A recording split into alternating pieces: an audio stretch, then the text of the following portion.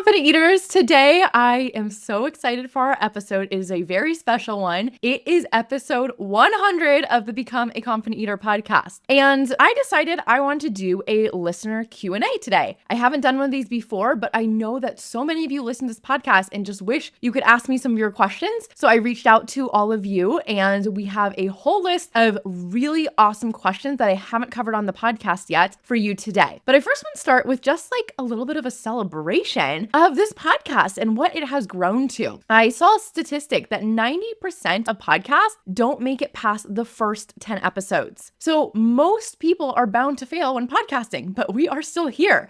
And I'll probably do a full episode on this concept, but I've been thinking a lot about this idea of probability versus possibility and which one we are operating our life from. When we are in probability, we look at the statistics, we look at the averages, we look at what most people do in the world, and that will give us average results. That will give us a life that is nothing extraordinary. But when we look at the possibility, we are taking that smaller percentage of maybe I will be the one who succeeds in podcasting. Maybe I will be the type of person who loses the weight for good and keeps it off. Maybe I will be the one who stops binge eating for good. That we have to be in the land of possibility for, where we believe outside of the odds that a greater life is possible for us. The only way I was able to get to 100 episodes of this podcast is because I decided I would be successful way before I had any evidence that I could. I did not know or have someone telling me, here is proof that this podcast will be a success. But now we've grown to the top 2.5% worldwide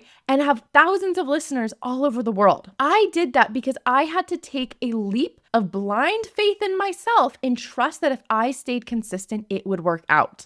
And I want you to do the same for you. You might have no evidence right now that it's possible for you to stop binge eating. But if you can take the same leap of blind faith and just decide, I get to be in the land of possibility for my life, that is what will get you results better than anyone else and faster than them too. I know how easy it is for us to brush over our wins and not really make a big deal of little things like waiting for our hunger at breakfast or getting to our 100th episode of a podcast. But the easiest way to become more successful faster is simply by celebrating your wins, because that will ingrain your new habits more. So I want you to think today too, where am I saying to myself, it's just not that big of a deal. It doesn't need a celebration. Find those areas and celebrate yourself more and bigger, just like we are today on the 100th episode of this podcast. Okay, so let's dive right in with our first question. So the first question is, in recovery, how do you work with cravings instead of fighting them, especially when novelty foods trigger that I have to try it now feeling? So I have probably said before on this podcast, and I talk about all the time with my clients, we don't want to fight our cravings because that's what actually makes them grow. It's like pushing down a beach ball. The harder we push the beach ball down, the bigger it explodes. So instead, we want to learn how to accept our cravings. The easiest way to do that is to understand the nature of them. So if you have not yet downloaded my guided audio to stop a binge, that is in the show notes, go do that because that is what will help you understand urges a bit more. But when we're getting these strong urges and cravings, the basic principle is that they're not coming from this true part of us.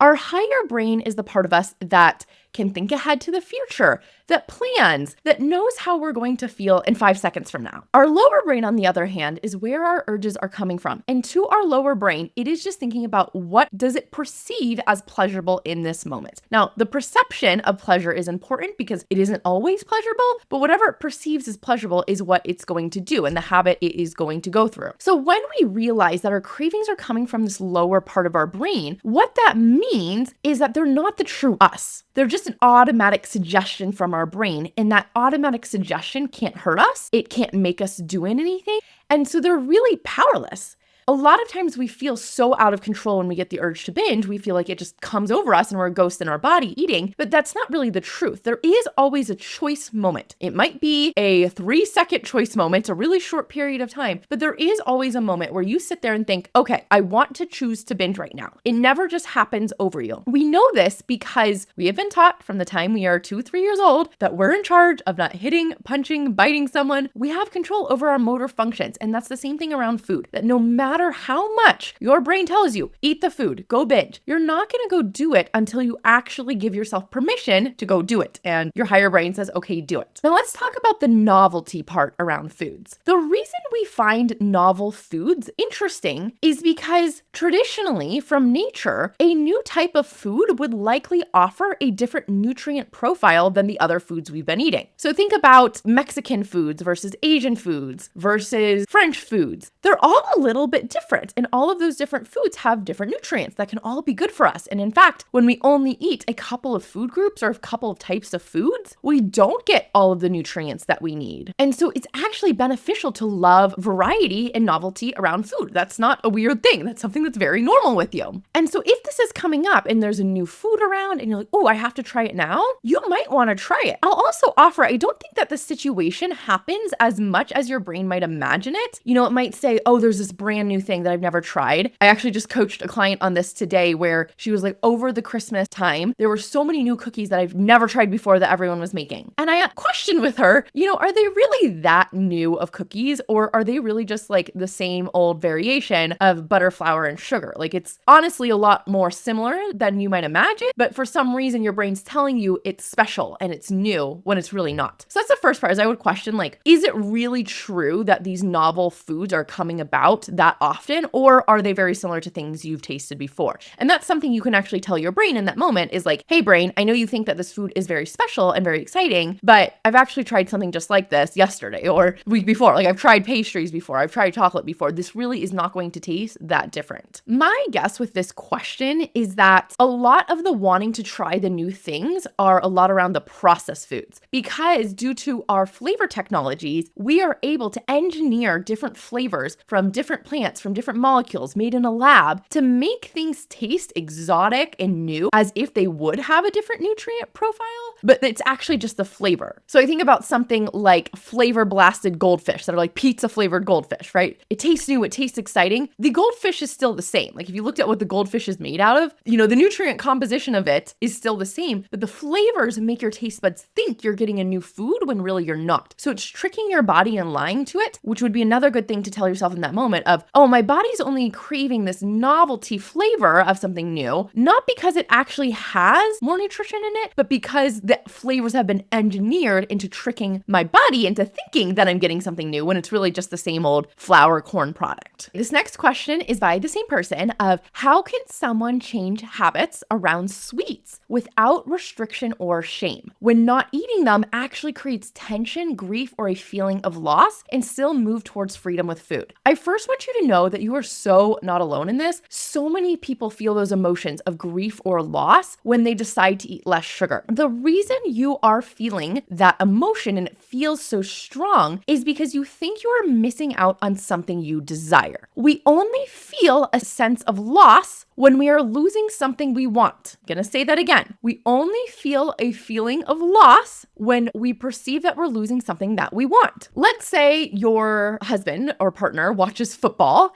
and they love football, and they watch it every Sunday, and you do not love football. If they said, hey honey, we're not gonna watch football anymore on Sundays, you wouldn't be like, oh my gosh, I'm missing out on football, I'm so sad about it. You would be like, woohoo, thank God that's going away. I don't like when the TV's on for 5 hours anyways. You know, this is assuming you don't like football. If you're like me, I find it so boring. I would feel amazing if it would just go away forever and ever. I don't feel a sense of loss because I don't perceive that there's anything to miss out on. Now, if someone really loves football and someone tells them, I'm gonna take away your Sunday football, they are going to feel a sense of grief and loss because they're thinking that they're missing out on something that they love. And this word of loss, it implies that we're losing something. But what if there was actually nothing to lose when saying no to sugar and only things to gain? What if you didn't miss out on anything, but you gained energy, you gained food freedom, you gained your health back? Then you wouldn't be missing out on anything at all. But the reason we feel like we're missing out is because we're thinking we're missing out on pleasure. So what I would do for this is I would write down all of the ways that eating sweets is causing you pain right now. Make this list as in-depth and extensive as possible. That is going to show your brain the truth of these foods. This is how people addicted to drugs feel too. They feel like they're missing out on that pleasure of the drug when they give it up. They feel like they're missing out on the high of smoking that cigarette, doing a hit of cocaine. But we know when we're not in those sort of addictions, we know that, hey, buddy, like doing that hit of cocaine is not really giving you true pleasure. It's pleasure that's lying to you. It feels like it's pleasurable. It's a perception of pleasure, but it's not actually giving you anything that you truly want. I also have a full episode on what does it mean to not restrict that is a couple weeks back. I would go look into that episode because that will really help you define what is restriction. I define it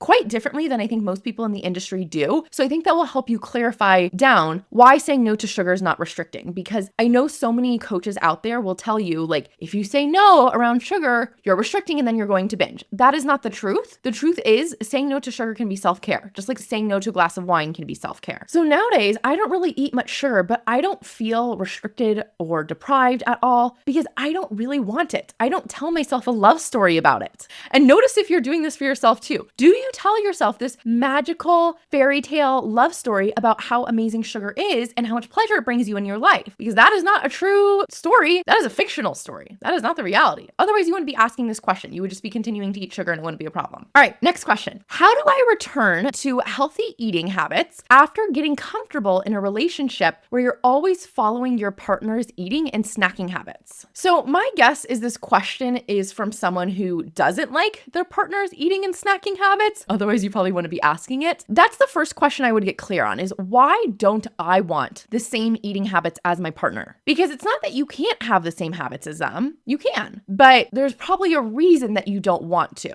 And if we are talking about a male-female relationship here, traditionally, I mean, even in any other relationship though, honestly, bodies are going to be different. Different people are going to need different amounts of food, right? So what your body needs is almost 110% not going to be exactly what your partner's needs on the day-to-day. They're going to vary. Some days maybe they're similar, some days they're a bit different. So you need to learn how to stay in your own lane with your own eating habits and do the things that feel good to you. Just like sometimes we have different needs around skincare, right? Like my skincare routine might be really extensive and my partner's might not be, and that's okay. We might have different skin or we have different goals for our skin. And so I might choose to have a different route that's a little more expensive, a little more timely. And that's okay because that's what matters to me. That's what's important to me, not my partner. So I would start to explore what resistance do you feel around eating differently than your partner? If your partner is snacking and you feel uncomfortable, why is that? Do you feel like you're missing out on connection with them? Do you feel like you can't bond with them as much? And is that true that you're actually not bonding with them as much if you're not snacking with them? I didn't get that many details from this question, but I'm just going to imagine, let's say your partner snacks in front of the TV every night before bed. And you don't want to snack in front of the TV every night before bed because you're already full and you don't want any additional food and you want to stop gaining weight and feeling shitty in your body.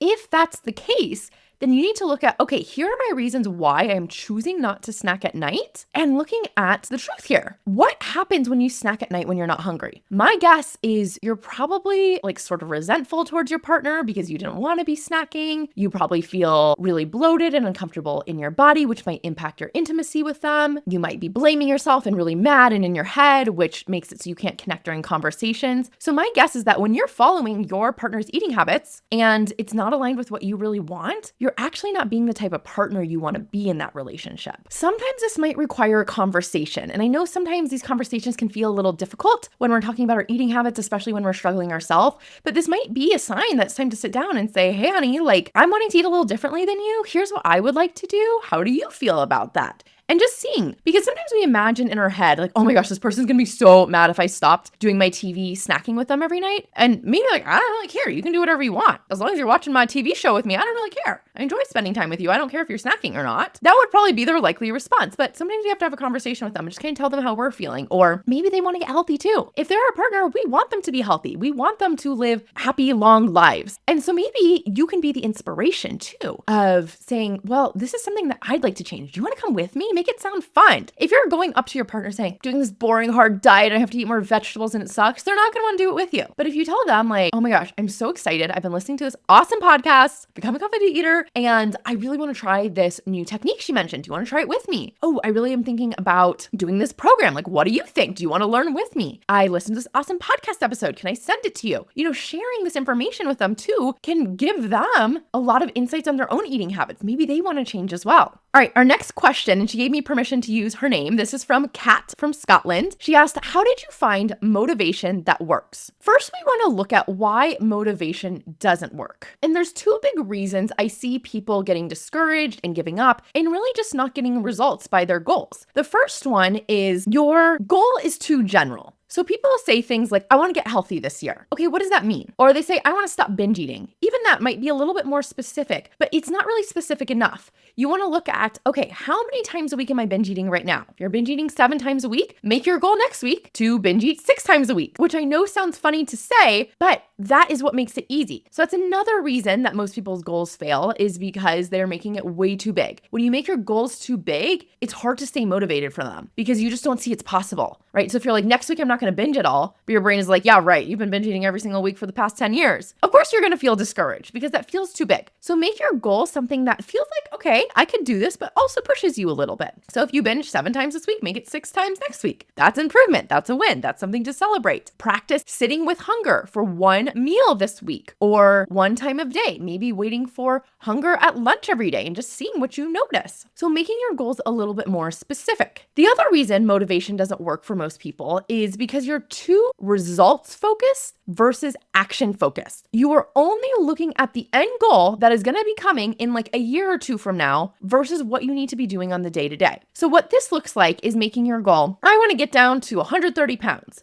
And then all you're focusing on is the number on the scale. So every day you step on the scale and it's not 130 pounds, you feel discouraged. And then you feel like you want to give up and you're not motivated. That is too far in the future. So we need to bring it back to today. The easiest way to create motivation is to look at what positive benefits will I get today if I don't binge eat? Write that out somewhere. What positive benefits will I experience right now today if I do not binge eat? That is going to take you into the here and now. Because when you're face to face with an urge, it's you and the cookies having a face off in the cabinet, staring each other down. And you're like, am I going to do it? Are we not? What are we doing right now? If you tell yourself, well, but I want to lose weight over the next year. Of course, you're going to give up and say, well, who cares about that goal? I'm going to eat right now. So instead, you want to look at, well, what would be a positive benefit that I would experience by saying no to these cookies right now? That will make it so it feels motivating to actually say no.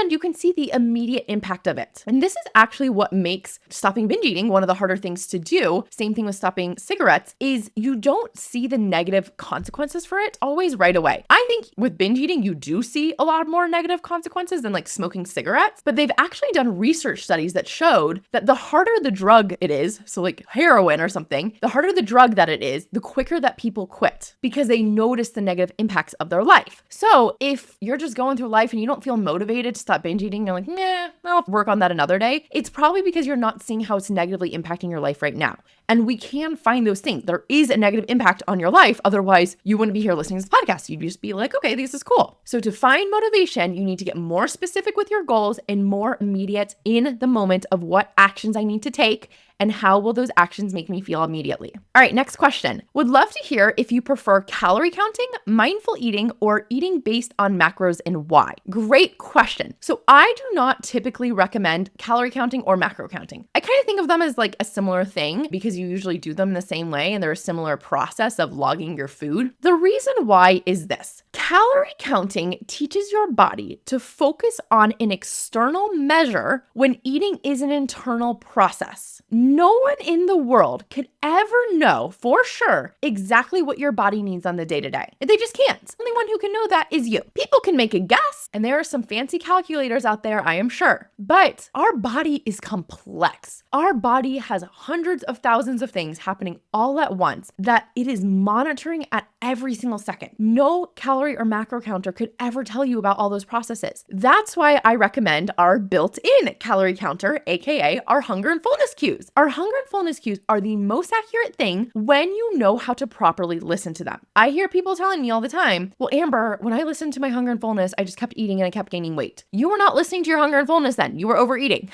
You can hear your hunger and fullness signals and choose to still overeat, but that's not listening to them. To listen to them, that means honoring them too. Now, if you've been eating a lot of processed foods, a lot of foods high in sugar and added flavorings too, that can impact our ability to properly hear our hunger and fullness signals. Same thing if you are binge eating frequently and also restricting. Like the bigger the binge eating and restricting is, the harder it is going to be to accurately hear your hunger and fullness signals. But that's something I work with people on all the time in the Confident Eater program. We work on getting you into a regular meal schedule that's based on your unique life and ways of eating to regulate your hunger hormones. Because when those are out of whack, it does make it harder to listen to them. So it is something that you want to balance. I myself counted calories for a long time. And what I found is that I became so obsessed with it to the point where I was so scared to go to a restaurant without being able to log things in MyFitnessPal. I would want to go to like chain restaurants like Noodles or Panera because I wanted to be able to look at the calorie counts online because I was so scared of like, well, how am I supposed to know what to eat then without that? And so calorie counting caused me so much anxiety and fear. I never wanted to go on vacation. I never wanted to go out to eat because I didn't know how I was supposed to log that. When people would make me food, I would like sneakily ask them a whole bunch of questions like, what did you put in this? Did you use oil? How much oil? Like I was trying to figure out how to log it.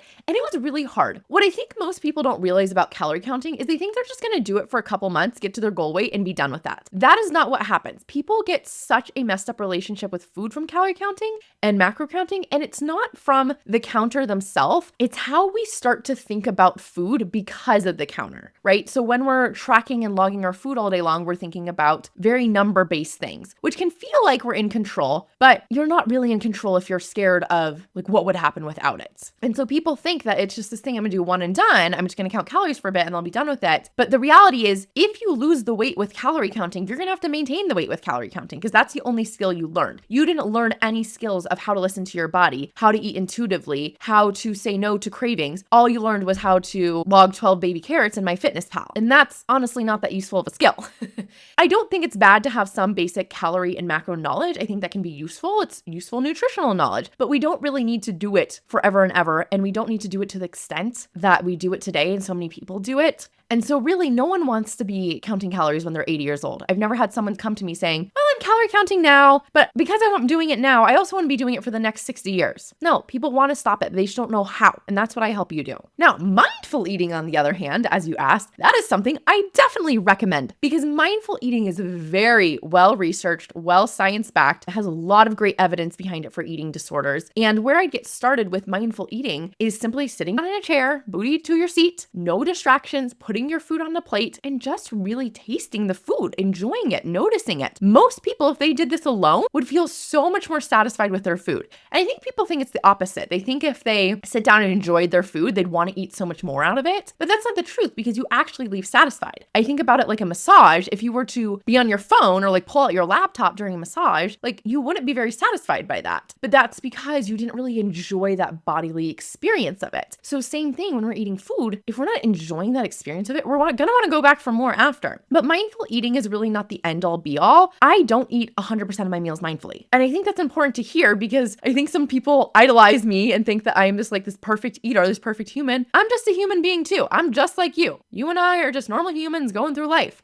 And so sometimes I eat in front of the TV or watching a movie. But honestly, most of the times I've trained my brain to love mindful eating. I will sometimes take like a piece of fruit after my meal and I'll start eating it standing up and it just feels so weird to me. It feels awkward. I feel like I need to sit down. I feel the urge to sit down and eat. Otherwise, it feels so off to me. So I've now trained my brain to love mindful eating and I find it really fun and enjoyable and something that I just honestly love to do now too. I don't think of it as like an eating strategy to eat less. I think of it as a value that I hold deep and dear to my heart that I want to be a mindful person. I want to be someone who enjoys the little pleasures in life. And that means sitting down, no distractions with my food when I eat. All right. Our next question is, do I eat monk fruit? If you don't know what monk fruit is, it is a 0-calorie sweetener that does technically exist in nature. So I think monk fruit is a little bit of a gray area. It doesn't have to be a black and white thing. And if you love having monk fruit, fine. But a lot of times monk fruit is blended with other sugar alcohol alcohols, which I do not eat and I try to avoid at all costs. And I'll tell you why. But even though monk fruit is natural, it is roughly 100 to 250 times sweeter than traditional sugar. So the sugar strength of that does not really exist in many foods naturally,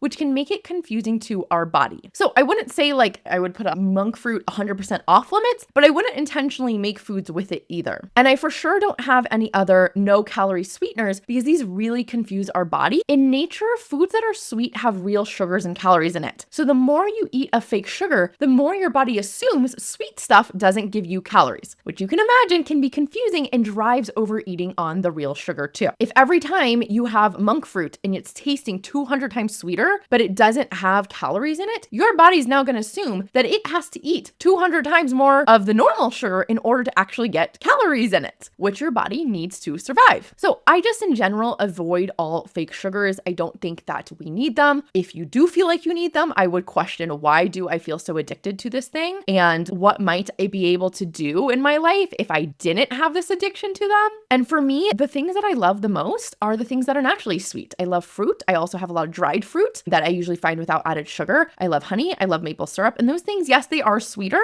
but they exist in nature a lot more freely than monk fruit does. So if you feel good eating monk fruit and you feel like it doesn't cause any more cravings for you and you eat a little piece of it and you feel satisfied from your food and it doesn't have any other no calorie sweeteners in it, fine. But I would just personally recommend really aiming for the things that we know are the real whole food sources of sugar, because that is ultimately what is going to fuel your body best and help repair this flavor nutrition relationship that is often dysregulated because of the amount of flavored foods we are having, no carb, no sugar foods that are really confusing to our body. Okay, and my final question that I got written in was, where should I start, especially on a tight budget? Now, I will first say, I am a big believer that the Confident Eater program is the best investment you will ever make in yourself. And I know I'm biased. I know I'm the one who teaches the Confident Eater program, but overeating is not free. If you're on a tight budget, overeating needs to be the thing that you solve first, because you are wasting money every single month on additional food that you don't need. And that is a cost that will add up over the rest of your life. Same thing on all the healthcare costs, right? Healthcare is not free in this country. It is not cheap anywhere. So I really believe that yes, coaching with someone and working with somebody, it's an investment, but it's like any other great investment. In fact, probably the best one ever, because you could go to school and you can make more money, or you could also do something like a coaching program and save money for the rest of your life. So it truly is something that will give back to you tenfold on your budget. One of my clients, she recently did her budgeting for the month and she realized that she was starting to save over $200 every single month from not overeating. She also stopped getting takeout from her family a month later and then was saving over $400 a month. So it can really help your budget to have this solved. But with that in mind, I would say the best place to start is here on this podcast. If you have not already, I will put in the show notes my podcast worksheet bundle. This is a bundle of a whole bunch of different worksheets that I've created for different episodes of the podcast. I don't do every single episode, but I do a couple that I think a worksheet would be really valuable for. So you can go in there, you can print out those worksheets, you can listen with the episode while you're taking notes there. The biggest problem with just listening to the podcast is it's hard to implement, right? You have a good insight and then it like leaves your brain the next day. A lot of times that's because it's not for your specific struggles, but also because you're not having someone coach you and keep you accountable. But some way you can do that is really to put the podcast in your calendar. Make sure you take notes during it. Journal your reflections after. All of those would be really good ideas to get you started going deeper beyond just listening. Things don't change by just listening. Things change by taking action. So you have to start putting yourself out there and doing something differently around food if you want something to change. Nothing changes if nothing changes. So decide, what am I going to change today? And if you haven't already, I know I've mentioned the show notes a lot here. I have a lot of other places I am on the internet that you can check me out on Instagram, on Facebook. So go follow me in those places too. Make sure you're on my email list so you can get helpful tips from me. Because the more you can surround yourself with this information, with people who are changing in a positive way that you want to change too, the more likely you will be to get there too. Okay, that is all of our questions today. If you have any questions that I didn't answer that came up for you and you're like, oh, I really wish I could ask Amber this, you can always DM me. Go to Instagram, go to Facebook, send me a message, and I'd love to chat with you and answer your questions too. Go celebrate yourself today for something else you're proud of. I'm going to take a moment to feel the pride for myself of getting to the 100th episode. If you want to give me a review on the podcast, that is always so helpful and is going to help me get to our 200th episode. So if you're on Apple Podcasts, Spotify Podcasts, you can go scroll down, you can leave a 5-star review. If you're watching me on YouTube, you can give me a subscribe, like this video, and I'll talk to you next week.